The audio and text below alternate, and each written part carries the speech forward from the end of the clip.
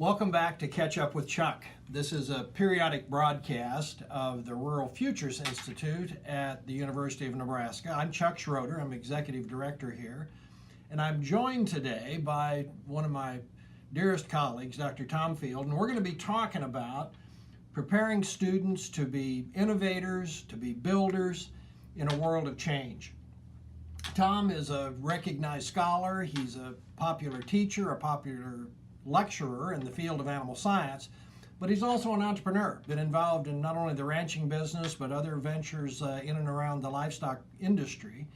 And for the last 5 years? Six years, has been director of the Engler Agribusiness Entrepreneurship program at the University of Nebraska, which was a pretty new venture.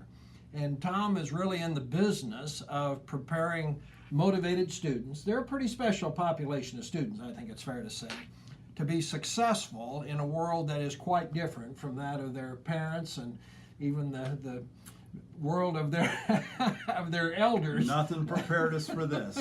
Absolutely. So Tom, talk just a little bit about your background. Give folks a framework of where you come from as you roll into this very unique opportunity. Well, I was raised in a ranching family in western Colorado, surrounded by entrepreneurial grandparents and parents. Loved the cattle and horse world as a young guy. Went off to college at Colorado State. Managed to crowd 4 years of education into 5 years of experience while I was there. I was one of the first 5-year to graduate types. I've tried to reverse that trend since, but went back to work for my dad after I got out of college. Spent 5 years, brought a couple of new ventures to the ranch, had to learn a lot about breaking into new organizations, changing organizations, then went to work for a graduate program needed to develop some competence and some technical skills. Worked with Bob Taylor and Jim Brinks and Daryl Tatum and all those really good people at Colorado State. Ended up liking it enough that I stayed and did a PhD. They got to jam. John Edwards left for Texas A&M. They needed somebody to teach AN 100, and as I recall, Dave Ames, the department head, came down and said, "Field, we're in a jam. You're going to have to do." And that's how I got my start on a faculty. I was sort of the stopgap guy and for a term, and managed to survive that and got hired. Spent 19 years at Colorado State working in a systems group. Great experience. Then got frankly tired of university life and the sort of craziness of the politics. And left and joined an equally crazy world, the association. Yeah, that was world. Right. It was that was like a strategic move. Right from the frying pan into the fire at NCBA, which you would know a lot about, given your background. National Cattlemen's Beef Association. And, for folks that, and worked with producer education. Did a lot of really good work there with a great team, especially our DC team. And then this opportunity came along. I came here because this was the opportunity to start something and to do something special and to do it outside the realm of normal behavior of university. Well, Tom, you've been a tremendous difference maker here at the University of Nebraska, and you send ripples, I think it's fair to say, throughout the land-grant community. I mean, it's fun having this conversation, that all the people you've mentioned thus far have been mutual friends of ours through the course of our different careers.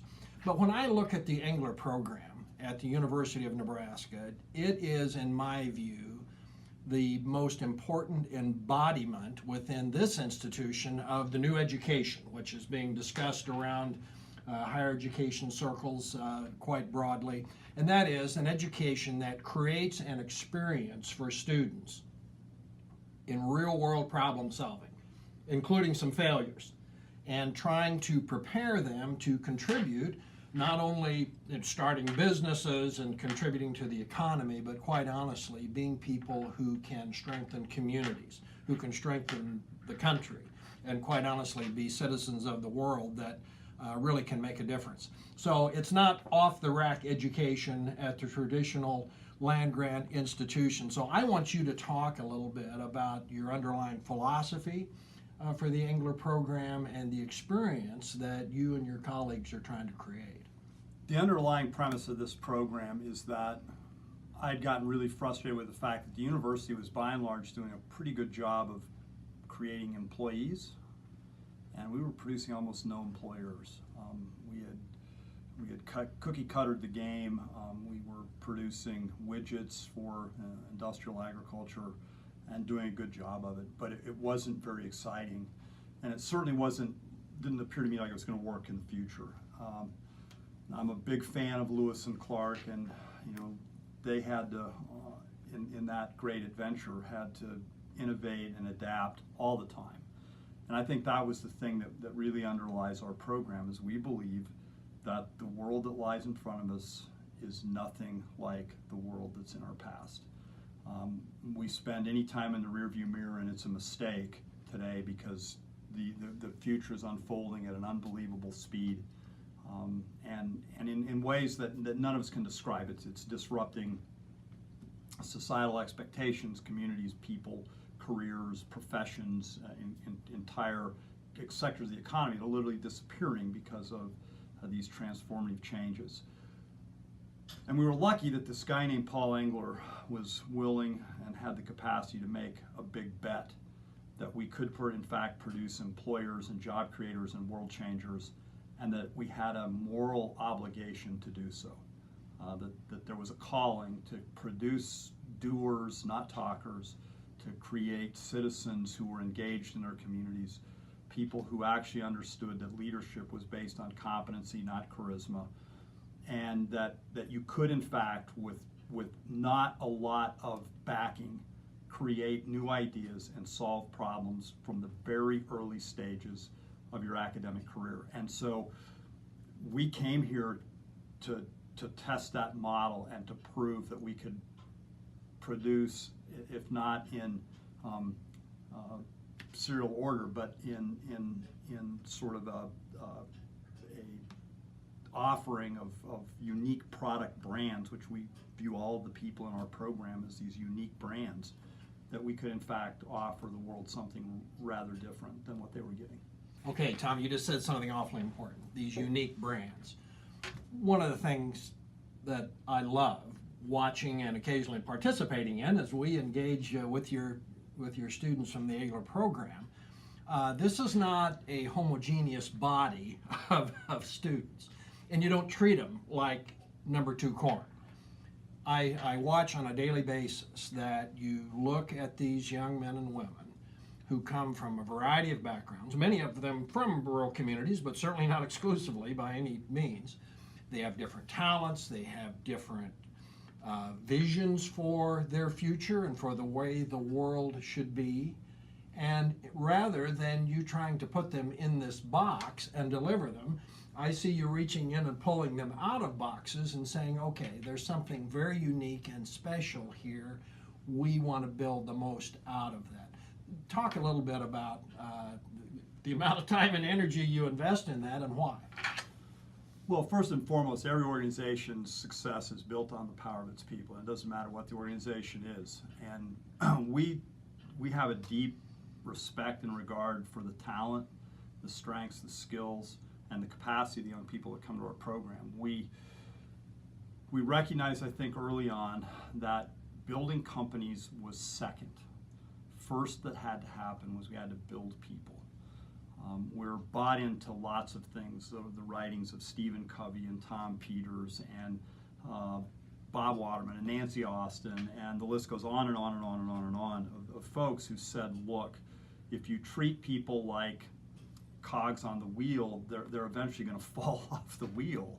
But if you look for talent and you look for the unique capacity of young people to do what they want to do, you can create these really extraordinarily unique experiences, and you can build better teams. And so the two underlying things that I think we've tried to bring to the table is that every young person we encounter, we believe, is capable of starting things and running entrepreneurial behavior in whatever they undertake, whether it's starting a company, working inside of an existing organization.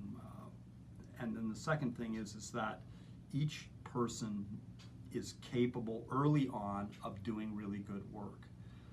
Most university programs are built on this crazy hierarchy. Take this and this and this, and then finally about your senior year that you get this capstone course where you're supposed to get to do something fun. And we were like, well, that's ridiculous. Let's flip the model. Let's do something really interesting, really early, like starting a company in 60 days when you're 18 years old, finding customers, getting them to pay you, and let's see what happens, right? So that's our gig, and it's not that we don't respect traditional education. We just don't believe it's very valid for the future. Tom, I have to say that those of us at the Rural Futures Institute really are proud of our daily association with the Engler program, with you and your colleagues, and especially with your students, because so many of your students do come from rural communities. And they talk to you, they talk to us about their interest in going back to those communities and building a business, raising their families, being involved in a community where they can make a difference. So we think that you really are preparing those leaders that can go back and bring that vitality to rural Nebraska and rural America that is so critically needed. So anything you'd like to add about the program and what you're doing? Well, the connection to rural Nebraska and the rural regions of the country and the world is so critical for us. There's something truly magical about the power of young people who believe that where they came from matters. We work with Rwandan students who believe deeply in the opportunity to go home and change a nation. We believe that our graduates, their greatest potential will be once they graduate. That's why we're building a culture and a community that's designed for a lifetime experience. And our hope is that these energized, smart, talented young men and women will go back into their communities, be the kinds of citizens that Jefferson imagined, that the founders thought we were capable of if we would just, in our language, cowboy up and get it done. And that's what we try to do. And when you honor where people come from, you honor their culture, you honor them as individuals, you can build a pretty extraordinary organization. Well, when you think about the individual brands that your kids develop, and they actually do develop their own brands, as we see on the walls around here, it's so interesting to me to see the culture that's created as they care so much about each other and try to contribute to one another's success. So I think you're doing something awfully important, and we're proud to be associated with you. Well, appreciate that. And the last thing I'd say about what we do, and I think what your program has done, is what we've introduced to the land-grant university is a word that doesn't get used very often, but at the heart of both our work is this concept of love, and I think that's what drives us. I'm with you. Listen, stay in touch with the Rural Futures Institute through Facebook and Twitter, as well as our website, and know that we'll be back soon with another edition of Catch Up with Chuck as we talk to interesting people. We look at interesting places, communities, entrepreneurs, builders who are making rural communities the place to build a worthwhile life. Thanks for joining us.